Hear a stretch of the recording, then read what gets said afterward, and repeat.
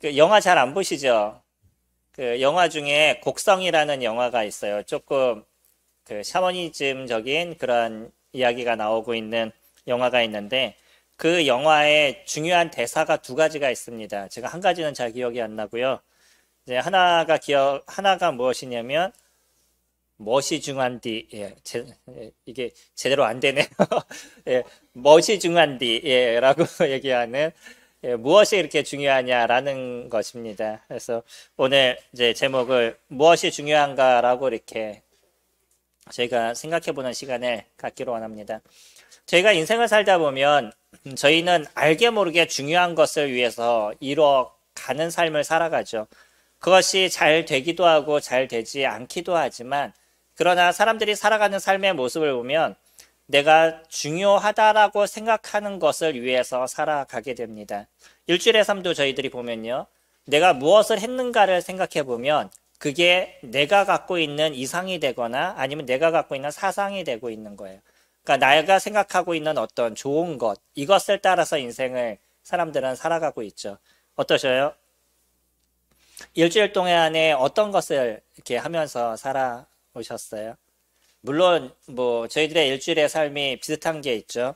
아침에 일어나서 출근하고 저녁에 퇴근하고 잠깐 쉬었다가 또 자고 아침에 일어나서 출근하고 뭐 이런 부분들이 적지 않게 있지만 우리가 살아가는 어떤 삶의 모습을 보게 되면 내가 중요한 것을 생각하고, 그러니까 내가 생각하는 그 중요한 것에 따라서 무엇인가를 결정하고 이루어가게 된다는 거예요.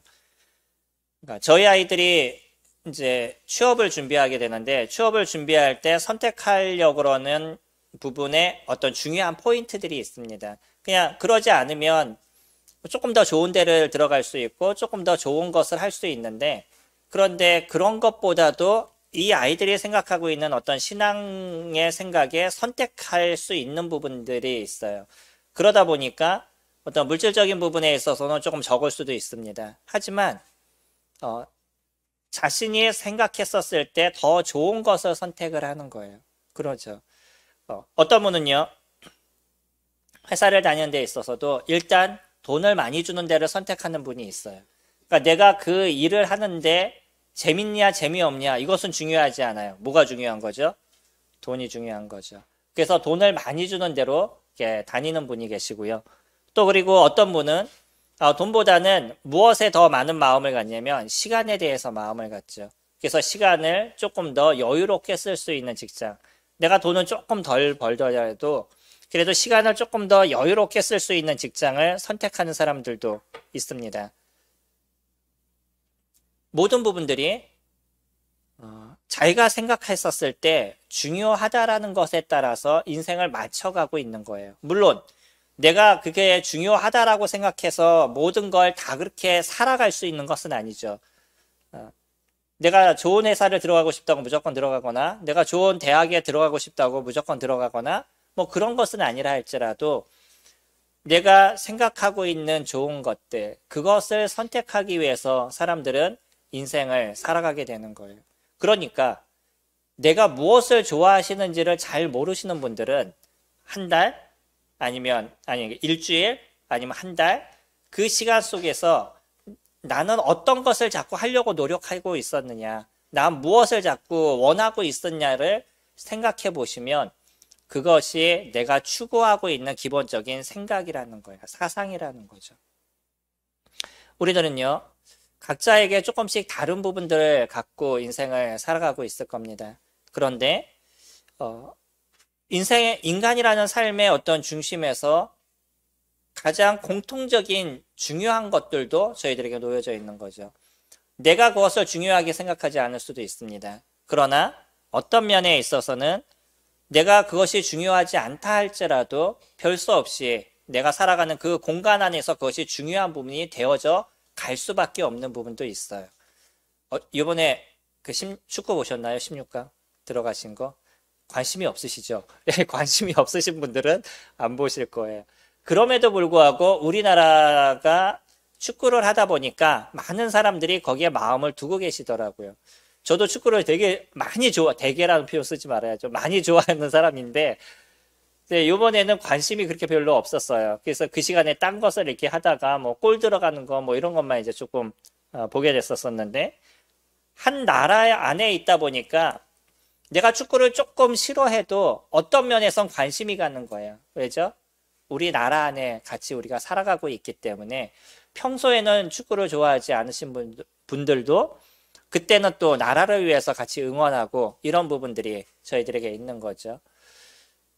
이것처럼 때로는요, 내가 중요하지 않다라고 생각하는 부분들도 우리에게 있지만, 그러나 그것이 진짜 나에게서 중요한지 중요하지 않은지에 대해서 고민해보고 생각해볼 필요가 있는 거죠. 주님은 저희들에게 오늘 그것을 이야기를 하고 있습니다. 무엇이 너희에게 더 중요한 것이냐라는 질문을 저희들에게 던져주고 있어요. 오늘의 본문도 조금 길죠. 복음 말씀을 이렇게 전하다 보면 별 수 없이 본문이 너무 이렇게 길어지는 부분들이 있어서 오늘도 조금 긴 본문을 저희들이 보게 될 겁니다. 오늘은 두 가지의 에피소드가 등장을 해요. 그리고 이 에피소드를 통해서 나중에 하나의 어떤 이야기거리가 나오고 있습니다. 첫 번째 에피소드는 뭐냐면 소위 얘기하는 오병이어 사건입니다. 오병이어라는 기적인 거죠. 오병이어가 뭐냐면 5개의 떡과 2개의 물고기를 통해서 남자만 5,000명을 먹이는 역사가 그 가운데 나타나요. 저희 성경에 보시면요, 10절에 예수께서 이르시되 이 사람들로 앉게 하라 하시니 그곳에 잔디가 많은지라 사람들이 앉으니 수가 5,000명쯤 되었더라. 오늘 저희가 보고 있는 요한복음은요, 그냥 5,000명이라는 단순한 숫자를 적어주고 있습니다. 근데 마가복음에서 보면, 마가복음 6장 40절에서 보면 뭐라고 이야기를 하고 있냐면 남자만 5,000명이라고 적혀져 있어요. 그러니까 더 정확하게 얘기한 게 뭐냐면 남자만 5,000명이에요. 그럼 사람이 몇 명이나 될까요? 많으면은 2만 명도 될 수 있는 거예요. 여자하고 아이들이 다 빠졌기 때문에. 그러니까 정확한 숫자는 알 수 없습니다. 그러나 무엇은 대략적으로 저희들이 알 수 있냐면 남자만 5,000명이나 되는 사람들이 앉아 있어요. 이곳이 어딘지는 정확하게 알 수 없습니다. 그러나 성경학자들이 연구한 부분에 있어서는 지금의 이스라엘의 그 골란공원으로 생각을 하고 있어요. 그 고원을 이야기를 하고 있습니다. 넓게 펼쳐진 그 곳에 당시가 6월절 근처이기 때문에 태양력으로 얘기한다 그러면 3월에서 4월 정도 되는, 그래서 파릇파릇한 잔디들이 이렇게 올라와 있는 그런 시점인 거예요. 거기에 사람들이 앉아 있습니다. 5,000명만 앉아 있어도 어떨까요? 축구 안 보셨다 그랬죠? 관심 있으신 분은 아마 광화문이나 뭐 이런 데 나가가지고 응원하신 분들 계시더라고요. 그래서 제가 유튜브로 이렇게 찾아봤더니 사람들이 엄청 많은 사람들이 앉아가지고 응원을 하고 있는 모습을 봤었어요. 그 사람들이 몇 명쯤 될까라고 봤는데 5,000명이 안 될 것 같아요. 근데도 엄청 많은 사람들이 이렇게 몰려있는 것을 이렇게 봤었어요. 이곳에 몇 명이었다고요? 5,000명, 남자만. 그럼 적어도 10,000명은 됐었을 겁니다. 그럼 10,000명이나 되는 사람들이 앉아 있었다고 하면 얼마나 많았겠어요.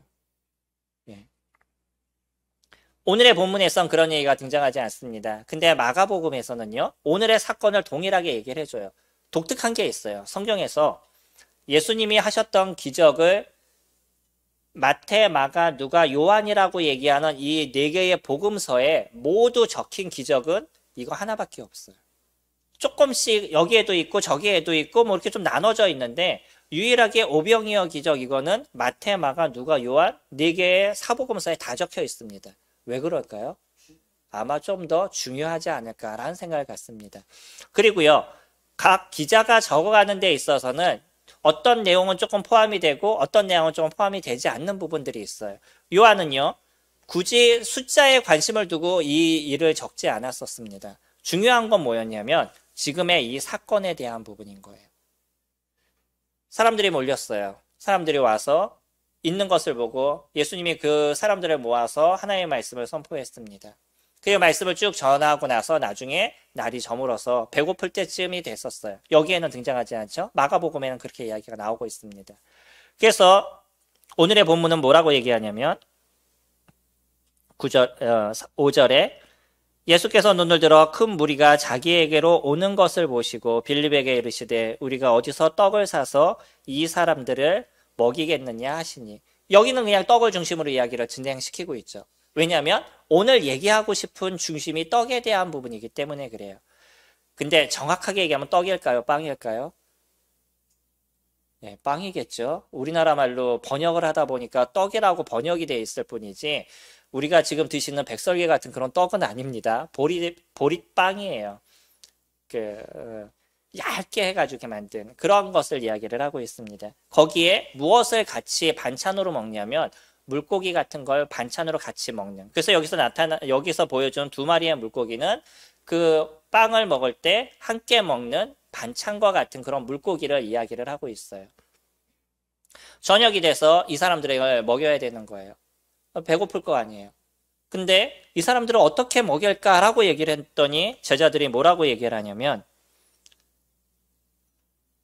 7절에 빌립이 대답하되 각 사람으로 조금씩 받게 할지라도 200 데나리온의 떡이 부족하리이다 라고 얘기하죠. 이 사람을 먹이려면 얼마나 필요하다라고요? 200 데나리온이에요. 데나리온이라는 이 단위는 한 사람이 일해서 받는 하루의 품값을 이야기를 합니다. 하루의 일당인 거죠. 지금의 일당은 얼마 정도 돼요? 요번에 차를 화물연대가 파업을 했잖아요. 그 파업을 하다 보니까 화물에 관련된 모든 것들이 다 올스톱이 돼서 생산한 차를 갖고 다른 데로 옮기는 그런 일을 하는 탁송 일을 하는 부분들이 있어요. 그래서 차를 어디까지 보내줘라 그러면 신차를 여기서 이제 타고 그쪽까지 가는 거죠. 근데 거기에 사람들이 많이 몰렸다 그러더라고요. 그 일을 하는 사람들이 파업을 했기 때문에. 하루에 일당이 얼마인지 아셔요? 16만 원. 하루 원하는 대로 옮겨주는 것이 그게 16만 원이다라고 얘기하더라고요. 지금은 하루 일당이 16만 원까지 올라가는 직업도 있어요. 물론 더 되는 직업들도 있겠죠. 근데 일반적으로는 지금 알바를 하면 얼마죠? 하루 1시간이면 1시간에 한 만 얼마 정도 되죠. 네. 만 원 조금 넘나요? 안 되나요? 네. 그러면 지금으로 따졌을 때의 하루의 일당을 우리가 생각해 보면 어느 정도 계산이 될 거예요. 그리고 200 데나리온이라고 얘기를 한다 그러면 약 8개월 정도의 월급에 해당되는 부분인 거죠. 그럼 얼마나 많겠어요? 한 사람이 일해서 하루에 받는 그 일당이 200개나 있어야 되는데 그거에 대한 돈을 지금 어떻게 이것을 준비를 하겠어요? 그런데요, 혹시 여기에 무슨 먹을 게 있냐라고 물어봤더니 어떤 소년이 갖고 온 도시락으로 갖고 왔겠죠. 아마 배고프니까 도시락을 싸가지고 다녔나 봐요. 도시락으로 이렇게 갖고 온 보리떡 5개, 물고기 2마리가 있었어요. 주님은요 그것을 이렇게 받으셨습니다. 9절에 보면 여기 한 아이가 있어 보리떡 5개와 물고기 2마리를 가지고 왔나이다. 그러나 이것이 이 많은 사람에게 얼마나 되겠사옵나이까. 예수께서 이르시되 이 사람들로 앉게 하라 하시니 그곳에 잔디가 많은지라 사람들이 앉으니 수가 5,000명쯤 되더라. 예수께서 떡을 가져 축사하신 후에 앉아있는 자들에게 나눠주시고 물고기도 그렇게 그들의 원대로 주시니라. 그들이 배부른 후에 예수께서 제자들에게 이르시되 남은 조각을 거두고 버린 것이 없게 하라 하심으로 이에 거두니 보리떡 5개로 먹고 남은 조각이 12광주리에 찼더라. 이해되셔요? 보리떡 5개하고 물고기 2마리였었어요. 거기서 몇 명을 먹였다고요? 남자만 5,000명을 먹였습니다. 근데 다 먹이고 나서 그 남은 음식에 대한 것을 잘 정리하는 게 이스라엘 사람들의 어떤 규율이었던 것 같아요. 그들은 나머지 음식을 다 모았습니다. 그때 몇 개가 남았다고요? 12광주리가 남았대요. 믿으시는 분? 믿으셔요? 안 믿으셔요? 이게 지금 살아가는 우리가 21세기를 살아가는 저희들에게 있어서 이런 얘기가 저희들이 믿을 수 있냐는 거죠. 그러니까 사람들에게 이런 얘기를 하면 이것을 믿을 수 있을까? 근데 왜 성경은요 이런 믿지 못할 이야기를 갖다 4곳에서 동일하게 이야기를 해주고 있느냐는 거예요. 더 재밌는 건 뭐냐면요, 16절에 보시면 여기서 또 하나의 에피소드가 등장을 합니다. 저물매 제자들이 바다에 내려가서 배를 타고 바다를 건너 가버나움으로 가는데 이미 어두웠고 예수는 아직 그들에게 오시지 아니하셨더니 큰 바람이 불어 파도가 일어나더라. 제자들이 노를 저어 10여리쯤 가다가 예수께서 바다 위로 걸어 배에 가까이 오심을 보고 두려워하거늘 이르시되 내니 두려워하지 말라 하신데 이에 기뻐서 배로 영접하니 배는 곧 그들이 가려던 땅에 이르렀더라. 여기에선 어떤 사건이 등장해요? 예수님이 무리를 걸어오셨던 사건인 거예요. 이게 다른 데서 얘기하면 어떤 사건이죠? 베드로도 무리를 걸었던 하나의 모습을 보여주죠. 그럼 여기는요, 더 또 이해하지 못할 한 가지 이야기를 해줘요. 무엇을 얘기해 주죠? 사람이 무리를 걸었다는 이야기를 해주고 있습니다. 그럼 이것도 믿으시나요? 아마 이 두 가지 에피소드, 물고기 2마리와 보리떡 5개로 5,000명, 남자만 5,000명을 먹이고 남은 것이 12강주리가 되는 이 한 사건. 또 하나의 사건은 사람이 무리를 걸어서 그 배까지 걸어가는 이런 어떤 사건. 이 두 가지의 사건을 저희가 믿는다는 것은 특별한 믿음이 필요하실 겁니다. 그래서 어떤 사람은요, 이것을 믿기 위해서 안 믿어지는데 믿기 위해서 날마다 주문을 외운대요. 주문을 외워서 이것을 믿게 해달라고 하나님께 기도하는 그러한 그 기도를 드린다라고 이야기를 하더라고요. 그러면서 그냥 덮어놓고 믿으세요 라고 얘기를 하는 거예요. 어떠세요? 그렇게 믿어지시나요? 아니면 이 믿음에 대한 것을 우리가 이성적으로 아니면 하나님께서 믿음을 우리 가운데 허락하신 확실한 증거를 갖고 저희가 그것을 믿으시나요?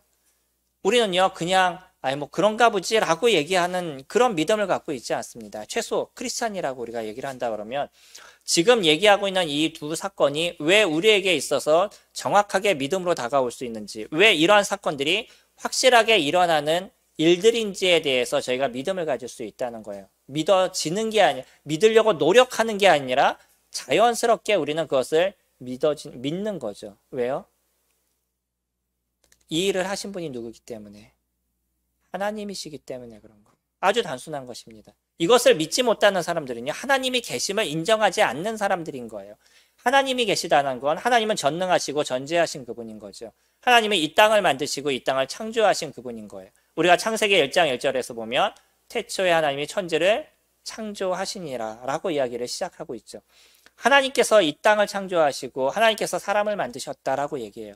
이런 믿지 못할 이야기들을 우리가 믿을 수 있는 그 하나는 뭐냐면 전능하신 하나님이 존재함을 저희들이 인정하기 때문인 거죠. 만약에 하나님께서 존재하시는 것을 인정하는 사람이 오늘에 있는 이 이야기들, 이것을 우리가 믿지 못한다고 하면 우리는 하나님을 인정하지 않는 사람들이라는 거예요. 그러나 하나님이 존재하신다 그러면, 그 하나님이 존재하심을 저희들이 믿는다 그러면 당연히 그 하나님께서 물고기 2마리가 더 많아지게 하는 것, 보리떡 5개가 더 많아지게 하는 것은 그렇게 어려운 일이 아니라는 것을 저희가 인정할 수 있는 거죠. 또 무리를 걷는 것, 물의 이 중력에 의해서 사람은 빠질 수밖에 없지만 그 중력을 그것을 넘어설 수 있는 그 능력이 하나님께 있다는 것에 대해서 저희들은 그것을 인정하게 되는 거죠. 그러니까 저희들이 이것을 믿는 것입니다. 우리가 왜 인생을 살아가면서 삶을 살아가는 여러 가지 어려움과 아픔의 모습들이 저희들에게 있지만 여전히 그것을 우리가 어려움 없이 넘어갈 수 있어요? 저희를 도우신 하나님이 함께 하신다는 것을 저희가 인정하기 때문인 것이에요. 어떤 사람은요, 이와 같은 놀라운 것을 믿어요. 베드로가 무리를 걸어가는 것도 믿어요. 근데 무엇을 못 믿냐면 오늘 하루 하나님이 나를 도우실 걸 못 믿어요. 그것이 믿음인가요? 그건 하나님을 믿는 것이 아닌 겁니다. 우리가 하나님을 믿는다는 것은 하나님 그분이 우리의 인생의 모든 것을 함께 하실 것에 대해서 우리는 인정하는 것이에요. 그러니까 여전히 우리가 살아가는 삶에서 여러 가지 어려움의 문제는 동등하게 나타나지만, 왜죠? 지구라는 한 곳에서 우리는 같이 살아가잖아요. 여러 좋은 사람과 나쁜 사람이 섞여서 살아가잖아요. 그러면 거기에선 안 좋은 사람이 좋은 사람에게 안 좋은 일을 하기도 해요. 그러면 거기서 나타나는 어려움들 당연히 우리는 존재할 수 있죠. 그리고요, 우리는 살아가는 데 있어서 여전히 육체적인 한계를 갖고 인생을 살아가요. 그러면 이 육체적인 한계 속에서 건강의 어려움의 문제가 생길 수도 있고 몸의 어려움의 문제가 생길 수도 있죠. 아니면 다른 사람으로 인해서 우리가 아픔을 당할 수도 있죠. 건강의 어려움을 당할 수도 있죠. 그거는 함께 살아가는 공동체 안에서 당연하게 일어날 수 있는 그런 일들인 거죠. 그러나요, 그런 일들 속에서 그것을 넘어갈 수 있는 힘, 그것을 이해할 수 있고 그것에서 어려움이 되지 않을 수 있는 그 힘은 누가 우리에게 주신다고요? 하나님께서 저희들에게 주시는 거예요. 이것이 우리가 갖고 있는 믿음에 대한 거죠. 이것이 크리스찬들이 살아가는 삶의 모습입니다. 어떻게 이와 같이 물고기 2마리와 보리떡 5개로 그 많은 사람들을 먹이고 12광주리가 남는 이런 일들을 우리가 어떻게 믿을 수 있겠어요? 단순한 겁니다. 하나님의 살아계심을 우리가 인정한다 그러면 그것은 그렇게 문제가 되지 않아요. 그러면요, 그 뒤로는 하나님의 살아계심을 우리가 인정하게 되면 그 다음부터 우리는 무엇을 보게 될까요? 그 하나님이 우리에게 무엇을 얘기하셨냐라는 것을 보게 되는 거예요. 집에 가전제품 사시죠? 가전제품 사시면 뭐부터 하셔요? 전원부터 꽂으시죠? 예, 그런 분들은 그냥 일단 내가 경험하고 보자 이거부터 생각하시는 분이에요. 그렇죠? 저도 그런 쪽입니다. 일단 전원부터 꽂아서 어떻게 되는지 막 눌러보고 그 다음부터 에이 조금씩 알아가지 이런 생각을 갖는 사람이에요. 이게 저 같은 사람인 거죠. 근데 조금 더 계획적인 사람은 뭐부터 하는지 아셔요? 예, 사용서부터 봅니다. 그래서 사용서 먼저 다 읽어보고 그 다음부터 전원을 꽂고 하나씩 눌러봐요. 이런 사람들은요, 바르게 사용할 수 있어요. 가전제품을. 그러지 않는 사람은 꼭 눌러서 망가뜨려 놓고 전화해서 이거 안 돼요 라고 얘기하는 사람들도 존재하게 되죠. 자기가 실수한 건데 뭐 망가진 게 왔다 이렇게 이제 또 막 우기죠. 왜냐하면 내 생각에는 내가 잘못 누른 건 생각하지 않고 안 되는 것만 생각하기 때문인 거예요. 인생을 살아가는 사람들의 모습도 비슷한 모습이 갖고 있습니다. 하나님께서 살아계심을 아시면 사람들은 무엇을 보게 되는 거예요? 하나님의 말씀을 보게 되는 거예요. 그래서 그 말씀 속에서 우리가 어떻게 살아가야 되는지에 대한 원리를 찾는 것이죠. 그런데 하나님을 알지 못하는 사람은 어떻게 살아가겠어요? 그냥 내가 원하는 인생, 내가 살아가 보고 경험한 것에 의해서 아니면 다른 사람이 살아간 것을 보고 경험한 것에 의해서 그것을 갖고 인생을 살아가려고 하는 거죠. 어떻게 했어요? 인생을 사시는 게 몇 년이나 되시죠? 사람의 연수가 70이요. 강건하면 80이라도 그 연수의 자랑은 수고와 슬픔뿐이라고 시편 90편에서 이야기를 하고 있는데 인생의 모습이 똑같아요. 그 말씀이 아니 어떻게 지금으로부터 3000년 전에 적혀진 그 내용이 지금까지 살아오는 인생의 모든 모습을 그대로 비춰주고 있어요. 인생의 모습이 다 그렇습니다. 우리가 인생을 살아가면서 아 그래 즐겁게 살았어 라고 얘기도 하지만 그러나 그 마지막에 죽음 가운데 놓였을 때 사람들이 대부분이 하는 얘기는 뭐냐면 그래 내가 힘든 인생을 살았어 하는 얘기를 대부분 다 하신다는 거예요. 인생을 힘들다라고 생각하시는 거죠. 내 인생을 너무나 행복하고 즐겁게 보냈어 라고 얘기하는 사람들은 사실 소수에 불과한 겁니다. 인생의 모습이 그래요. 수고와 슬픔뿐이라고. 그러면 우리의 인생이 마지막에 됐었을 때 나는 그래도 인생을 행복하게 보냈어 라고 얘기할 수 있는 그 근원은 무엇이 되겠어요? 인생의 삶이 무엇인지를 바르게 이야기해 줄 수 있는, 인생이 무엇인지에 대해서 바르게 말해 줄 수 있는 그분의 이야기를 우리가 듣는 것이겠죠. 그게 누구시라고요? 하나님이 되실 겁니다. 인생은 그러니까 사람이 아무리 잘 살아보고 사람이 아무리 많은 것을 연구한다 그래도 인생의 삶이 온전한 것을 이야기해 줄 수 있는 사람은 이 세상에 존재하지 않는다는 거예요. 왜죠? 나의 인생이 어떤 건지 우리는 잘 모르기 때문에 그렇습니다. 내가 나의 삶을 만들지 않았기 때문인 거예요. 인간을 만들지 않았기 때문인 거예요. 그러나 인간을 만드신 그분은요, 인생의 삶에 가장 소중하고 중요한 것이 무엇인지를 그분은 아시는 거예요. 그리고 그 인생이 가장 좋아질 수 있는 길이 무엇인지에 대해서 그분이 아시는 거예요. 그러니까 그분이 우리에게 이 성경을 통해서 그와 같은 인생을 살아갈 것을 저희들에게 말씀해 주고 계시는 거죠. 오늘 짧은 글에서도요, 이제 이 두 가지 에피소드를 통해서 하나의 주님과의 그 메시지가 저희들에게 전해집니다. 24절 말씀 보시면, 죄송한데 물 한 잔만 주시겠어요? 24절 보시면, 무리가 거기에 예수도 안 계시고 제자들도 없음을 보고 곧 배들을 타고 예수를 찾으러 가버나움으로 가서 바다 가운데서 만나 랍비여 언제 여기 오셨나이까 하니. 신기했죠. 예수님이 분명히 산에 올라가셔서 배를 안 탄 것을 봤었어요. 그래서 예수님을 찾으러 다녔는데 그곳에 예수님이 없었습니다. 놀라운 건 뭐냐면 예수님이 바다 반대편까지, 여기서 얘기할 때 바다 건너편이죠. 건너편에 가 있는 것을 이렇게 봤었어요. 아니 어떻게 여기 오셨지? 의아했었습니다. 근데 그거에 대해서 누구는 알아요? 제자들은 알고 있는 거죠. 어떻게 알아요? 바다 위로 걸어오신 것을 보았던 거죠. 두 가지의 사건을 지금 이들은 목격을 했습니다. 오병이어 사건과 아니면 또 하나의 사건, 예수님이 어떻게 그 바다 건너편까지 오실 수 있었는지에 대한 사건. 이들은 물론 그것은 보지는 못했을 겁니다. 그러나 정확하게 지금 저희들에게 전달해주고 있는 거예요. 이 요한은요, 이 두 가지 사건을 저희들에게 보여주면서 이 두 가지 사건을 통해서 너희가 알아야 될 것, 그것이 무엇인지에 대해서 느끼고 깨달아라 라고 저희들에게 지금 던져주고 있는 거예요. 오늘의 성경을 같이 보시는 분들은요, 그것을 고민하셔야 되는 겁니다. 이 두 가지의 에피소드, 이 두 가지의 기적이 무엇을 우리에게 던져주고 있는지. 26절에 예수께서 대답하여 이르시되 내가 진실로 진실로 너희에게 이르노니 너희가 나를 찾는 것은 표적을 본 까닭이 아니요 떡을 먹고 배부른 까닭이다. 이들은요, 저녁까지 메시지를 듣고 그리고 나서 예수님이 산에 올라가시는 것을 보면서 자기네 집으로 돌아갔던 것 같아요. 그리고 나서 아침에 뜨자마자 다시 예수님을 만나기 위해서 쫓아다녔습니다. 어쩌면 그곳에서 유숙하고 있었던 사람이 있었는지도 모르겠습니다. 정확한 건 뭐냐면 그곳에 있었던 사람들이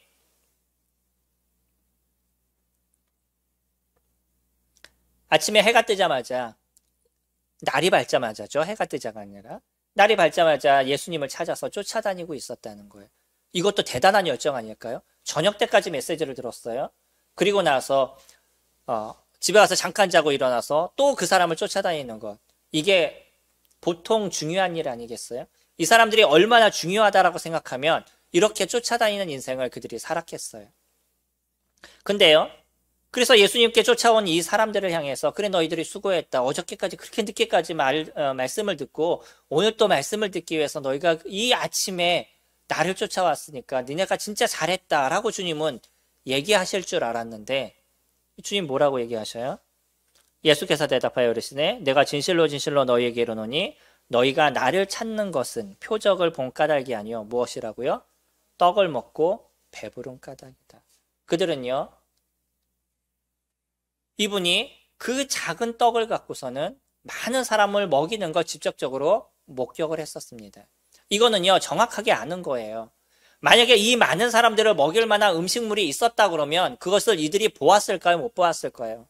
당연히 봤겠죠. 얼마나 많은 음식이 깔려 있었겠어요. 근데 그런 것을 하나도 못 봤습니다. 오직 나눠주는 것만 봤었어요.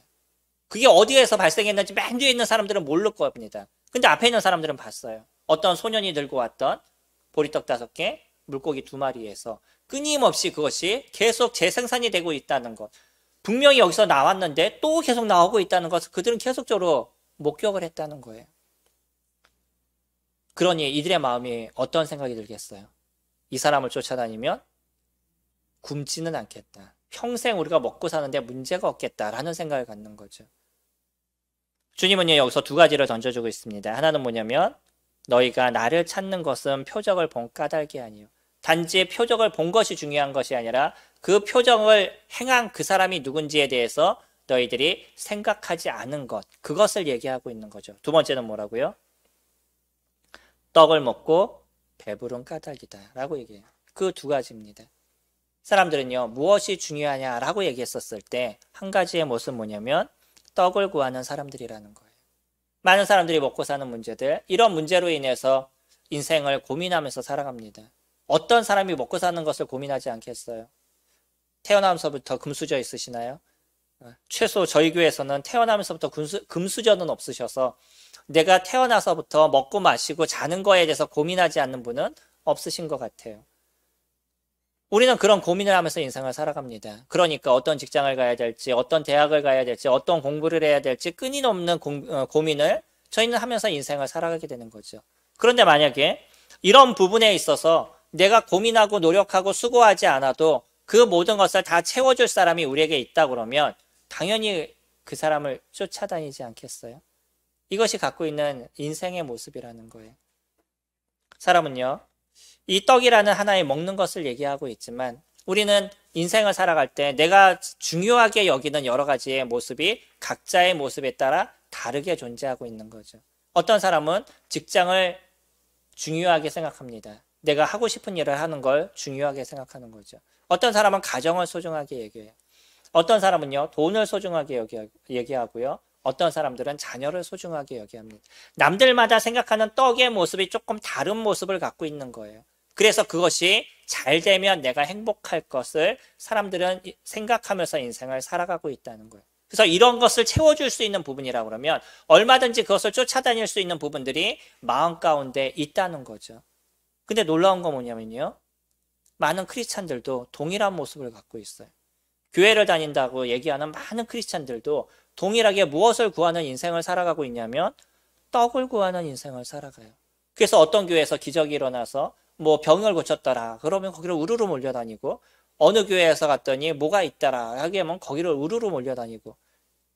왜 거기를 가는 거죠? 더 중요한 것을 놓치고 그냥 거기서 일어나고 있는 한 사건을 보고 쫓아다니는 거는 지금 주님이 얘기하시는 떡을 구하는 인생을 살아가고 있다라고 얘기하는 것이에요. 어디에 갔더니 마음이 편하더라 라고 얘기하니까 그 종교를 쫓아다니고, 어디에 갔더니 뭐가 좋더라 라고 얘기했더니 그것을 쫓아다니고. 그것은 무엇을 구하는 거라고요? 떡을 구하는 것입니다. 그것이 종교든 그것이 어떤 것이든 아니면 그것이 교회라 할지라도 내가 중심적으로 내 필요를 채우기 위해서 인생을 살아가고 그것을 쫓아다니는 인생을 살아가는 그 자체는 결국은 거기에는 누가 없는 것이냐면 주님이 없는 것이에요. 거기는 무엇만 남아있는 거냐면 자신만 남아있는 겁니다. 자기의 필요만을 생각하는 것이에요. 주님은 이런 사람들을 향해서 얘기를 합니다. 그러면서 뭐라고 얘기하시냐면 27절에 썩을 양식을 위하여 일하지 말고 영생하도록 있는 양식을 위하여 하라. 이 양식은 인자가 너희에게 주리니 인자는 아버지 하나님께서 인치신 자니라. 썩을 것을 위해서 살아가지 말라라고 얘기합니다. 무엇을 위해서 살라고요? 영생하도록 있는 양식을 위해서, 영원한 것을 위해서 인생을 살아가라고 얘기를 하죠. 우리들의 인생은 어느 순간 죽음을 당하게 될 겁니다. 이거는 변하지 않는 진리인 거예요. 모든 사람은 죽음을 당할 것입니다. 그 죽음을 당할 때까지 우리는 인생을 살아가는데 그 동안에 어떤 사람은 그냥 썩어질, 없어질 그런 양식을 위해서 인생을 살아가는 사람들이 있는가 하면 어떤 사람은 영원한 것을 추구하는, 영원한 것을 소유하는 인생을 살아가고 있다는 거예요. 이것을 보면서 이스라엘 사람들은 그런 생각을 했습니다. 떡? 먹을 양식? 그거라면 우리에게 있어서 가장 잘한 사람이 있는데 그 사람이 누구라고요? 모세라고요. 모세는요, 광야 생활을 하면서 이스라엘 백성들에게 만나를 내려서 그 사람들을 다 먹였다라고 이들은 생각하고 있습니다. 31절에 기록된 바 하늘에서 그들에게 떡을 주어 먹게 하였다 함과 같이 우리 조상들은 광야에서 만나를 먹었나이다. 이들은요, 그냥 광야에서 만나를 먹은 것, 하늘에서 무엇인가 내리는 양식들, 만나를 얘기하는 거구나, 이 일을 해준 모세가 중요한 거구나 라고 이 사람들은 자기네 어떤 상식으로 그것만을 생각한 거예요. 끝까지 무엇을 생각해요? 먹는 것을 생각하고 있는 거죠. 근데 주님은요, 32절에 예수께서 이르시되 내가 진실로 진실로 너희에게 이르노니 모세가 너희에게 하늘로부터 떡을 준 것이 아니라 내 아버지께서 너희에게 하늘로부터 참떡을 주시나니 하나님의 떡은 하늘에서 내려 세상에 생명을 주는 것이니라 라고 얘기해요. 그때 당시에 내린 그 만나도 누가 내린 거라고요? 하나님께서 내려주신 거예요. 그러나 그 만나를 통해서 이스라엘 백성들에게 기억하게 하기 위한 것이 있었어요. 뭐냐면 하늘로부터 내리는 진정한 생명을 줄 수 있는 그 떡, 너희들이 그 떡이 필요하다는 거예요. 만나라는 그걸 먹고 그냥 하루를 연명하는 그런 인생에 대한 것이 아니라 영원한 우리들의 인생을 살아갈 수 있는 살아있는 생명의 떡들, 그 생명의 떡이 너희에게 필요하다는 것을 이스라엘 사람들에게 알려준 것이 그것이 만나에 대한 모습인 거죠. 34절에 그들이 이르되 주여 이 떡을 항상 우리에게 주소서. 예수께서 이르시되 나는 생명의 떡이니 내게 오는 자는 결코 줄이지 아니할 터이요 나를 믿는 자는 영원히 목마르지 아니하리라. 이제 예수님께서 실질적인 것을 던져주십니다. 하늘로부터 떡이 내려올 것인데 그 떡이 누구냐면 본인 자신이라고 얘기를 하고 계셔요. 단순히 떡이라는 어떤 실질적인 먹는 것을 얘기하는 것이 아니라 이것을 비유적으로 얘기를 한 것이요.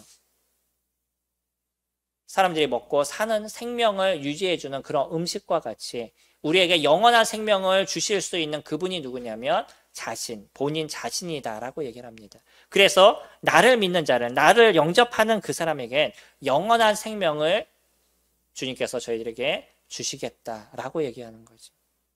어떤 사람은요, 계속적으로 떡에 대한 관심만이 있어요. 그래서 어떻게 하면 이 떡을 가질까? 어떻게 하면 이 떡을 먹을까? 어떻게 하면 이것을 통해서 내가 조금 더 행복할까? 라고 생각하면서 인생을 살아가는, 떡을 구하는 인생을 사는 그런 사람들이 존재를 합니다. 그들이 기적을 보아도 그 기적을 통해서 나에게 유익이 되는 것이 무엇인지 이것을 생각하는 거예요. 우리 14절에 보시면 그 사람들이 예수께서 행하신 이 표적을 보고 말하되 이는 참으로 세상에 오실 그 선지자라 하더라. 누군가는 그것에 대해서 고민을 했어요. 이런 표적을 보일 수 있고 이런 이적을 보일 수 있는 이런 사람이라 그러면 구약에서 모세가 얘기했던 앞으로 나와 같은 또 다른 선지자를 보내시겠다라고 얘기한 그 신명기의 말씀에 그 선지자, 이 예수가 그분인 것 같다라고 그들도 어렴풋이 생각을 했습니다. 진짜 그들이 알아야 되는 것은 그거예요. 단지 그 표적을 보고 그것을 통해서 어떤 떡을 먹고 그것을 통해서 어떤 유익을 얻고 그것이 아니라 그 일을 행하신 그분이 누구시냐는 거예요. 주님은요, 끊임없이 지금도 던져주고 계십니다. 내 아버지께서 라고 표현하시면서 하나님 그분이 자신의 아버지이심을, 자신이 하나님의 아들이심을 얘기를 하고요. 요한복음 1장 1절부터 끊임없이 얘기를 던져주는 것처럼 하늘에 계신 그 말씀이 이 땅에 내려오셔서 사람들에게 비추는 그 비춤의 역할을 했던 것이 자신임을 계속 이야기하고 계시는 거예요. 두 번째, 어떤 사람은요, 생명을 구하는 삶을 살아가는 사람들이 있습니다. 어떤 사람은 떡을 구하는 인생을 살아가는 사람들이 있고 어떤 사람은 생명을 구하는 인생을 살아가는 사람들이 있어요. 이 생명을 구하는 사람은 아주 단순하게 무엇을 인정하는 인생을 살아가는 것이냐면 이 땅에 오신 예수 그리스도 그분이 누구신지를 정확하게 알고 그분을 영접한 인생을 살아간 사람들이 있는 거죠. 40절에 보시면 내 아버지의 뜻은 아들을 보고 믿는 자마다 영생을 얻는 이것이니 마지막 날에 내가 이를 다시 살리리라 하시니라.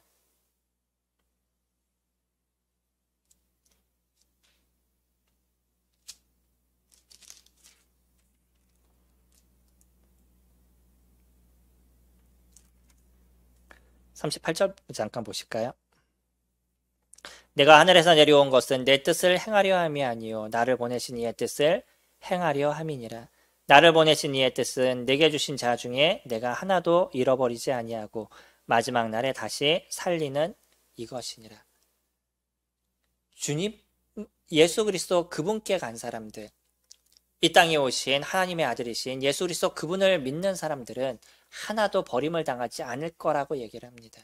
그리고 마지막 날에요, 완전한 그 새 사람의 모습으로 다시 살리실 것이라고 저희들에게 얘기하고 계시죠. 그래서요, 아버지의 뜻은 아들을 보고 믿는 자마다 영생을 얻는 이것이다 라고 얘기하셔요. 아주 단순한 것을 저에게 던져주십니다. 생명을 구하는 사람들은요, 이 땅에 오신 예수 그리스도, 그분이 누구신지에 대해서 정확하게 알고 인지하는 사람들인 거예요. 예수 그리스도 그분이 우리들의 주님이시라는 것에 대해서 정확하게 알고 그분을 따르는 사람인 거죠. 그 대표적인 사람이 누구냐면 베드로의 모습입니다.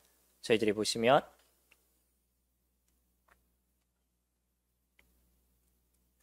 68절에 오늘의 본문에서 조금 넘어가서 68절 보시면 시몬 베드로가 대답하되 주여 영생의 말씀이 주께 있사오니 우리가 누구에게로 가오리까? 이 베드로는요, 영생의 말씀, 영생이 누구에게 있다는 걸 알았어요? 예수 그리스도 그분에게 있다는 것을 알았습니다. 그러니까 내가 어디로 가겠습니까? 예수님을 떠나서 라고 이야기하고 있는 거죠. 예수님은 끊임없이 자신에 대한 표현을 했었습니다. 내가 이 땅에 온 하나님의 아들이다라고 얘기를 하고요. 나를 믿는 자는 영원한 생명을 얻을 수 있다라고 얘기하고요. 나를 영접하게 되면 하나님의 자녀가 되는 권세를 너희에게 주겠다라고 끊임없이 선포를 하셨어요. 그것을 믿은 사람은 극소수에 불과합니다. 그때 떡을 먹은 사람이 몇 명이라고요? 남자만 5,000명이었어요. 많으면 2만 명까지 될 수 있는 그런 사람들이었습니다. 그런데 그 많은 사람들 중에 진정 그분이 행하신 그 표적과 그분이 보이신 그 이적의 모습을 보면서 아, 이분이 하나님의 아들이시구나, 이분이 나의 주님이시구나 라고 고백한 사람들은 극소수에 불과했다는 거예요. 많은 사람들이 떡을 위해서 인생을 살아갑니다. 근데 그 중에 어떤 사람들은, 이 세상을 살아가는 많은 사람들 중에 그 몇 명의 어떤 사람들은 진정한 영생을 위해서 그것을 찾는 인생을 살아가는 거죠. 그렇게 영생을 얻기 위한, 생명을 구하기 위한 인생을 살아가는 자들에게 예수 그리스도 그분은요, 저희들에게 진정한 영생을 주시겠다라고 얘기하십니다. 주님은 자신의 이야기와 나중에 십자가에서 죽으심을 통해서 자기의 몸의 찢김과 아픔의 고통을 당하시고 그뿐만 아니라 자신의 모든 피를 다 흘리심을 통해서 우리가 대신해야 될 그 죽음을 대신하시고 우리가 갚아야 될 죄에 대한 대가를 대신 지불해 주셨어요.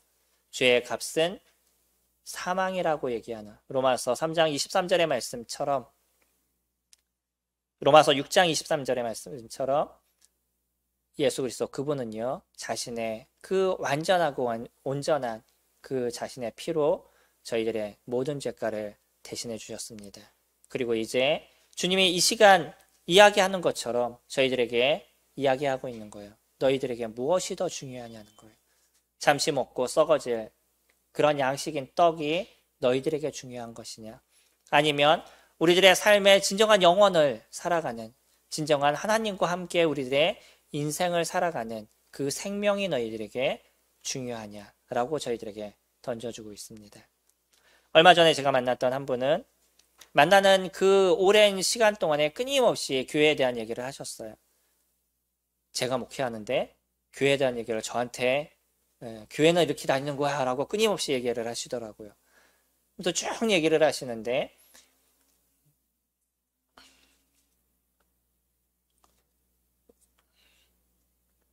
하루에 몇 시간도 기도하고 아픈 사람을 위해서 기도하고 지나간 사람을 위해서도 기도하고 그렇게 하신대요. 너무나 좋으시더라고요. 근데 그 맨 마지막까지 제가 이야기를 들으면서 1시간 넘게 이야기를 들으면서 끝내 제가 듣지 못한 이야기가 있습니다. 그게 무엇인지 아셔요? 그 예수님이 어떤 분인지, 그 예수님이 나에게서 어떤 존재인지, 예수님이, 그래서 나는 예수님의 그 놀라움을 위해서 나는 어떻게 찬양을 드리고 있는지, 난 예수님께 어떻게 마음에 감사를 드리고 있는지에 대한 이야기를 한마디도 듣지 못했어요. 결국 그분은요, 많은 것을 구했습니다. 무엇을 위해서 구했어요? 무엇을 구하는 거였어요? 떡을 구하는 것이었습니다. 우리는 그렇게 많은 종교 생활을 할 수도 있어요. 그러나 진짜 중요한 것, 성경이 우리에게 얘기하기를 원하시는 것, 그 예수 그리스도, 이 땅에 오신 하나님 그분을 우리가 알지 못한다 그러면, 그분을 알려는 마음을 우리가 갖지 않는다 그러면 우리는 그 많은 종교 생활 속에서 여전히 지옥의 자식의 삶을 살아갈 수도 있다는 겁니다. 그러나 그 예수 그리스도 그분이 왜 이 땅에 오셨는지, 그분이 나에게 있어서 어떤 존재인지, 왜 내가 그분이 필요한지에 대해서 우리가 인지하고 그분을 찾는다면, 주님께서 저희들에게 얘기하신 것처럼 구하라 그럼 너희에게 주실 것이요, 찾으라 그러면 찾을 것이요, 문을 두드리라 그럼 너희에게 열릴 것이라는 마태복음 7장 7절 말씀처럼 우리가 예수 그리스도 그분을 찾는다 그러면 그분이 우리에게 오셔서 우리에게 영원한 생명을 주시겠다라고 이야기하셨습니다. 무엇이 중요하시죠? 각자 선택하신 그 중요한 것을 위해서 함께 기도하는 시간 갖기를 원합니다. 잠시 그 눈을 감으시고요. 잠시 고민의 시간을 한번 가져보시기 바랍니다. 내가 인생을 살아가면서 무엇이 나에게 있어서 그렇게 중요했는지, 건강, 아니면 자녀, 아니면 돈, 아니면 식구, 나에게 있어서 진짜 중요한 것은 무엇이었는지, 만약 나에게 있어서 진짜 중요한 것이 예수 그리스도 그분이 아니셨다면, 내가 눈을 감고 잠시 고민하는 데 있어서 나에게 가장 소중한 그것이 예수 그리스도 그분이 아니시라면 나는 여전히 떡을 구하는 인생을 살아가고 있는 것입니다. 만약에 그렇다면 이 시간 마음을 내려놓으시고 주님 앞에 기도하시기 바랍니다. 내가 예수 그리스도 그분을 믿기를 원합니다. 이 땅에 오신 아버지 하나님의 그 아들을 내가 영접하기를 원합니다. 그분을 통해서 내가 영원한 생명을 얻기를 원합니다. 라고 주님 앞에 구하는 시간을 가지시기 바랍니다. 잠시 개인적으로 기도하는 시간 갖도록 하겠습니다.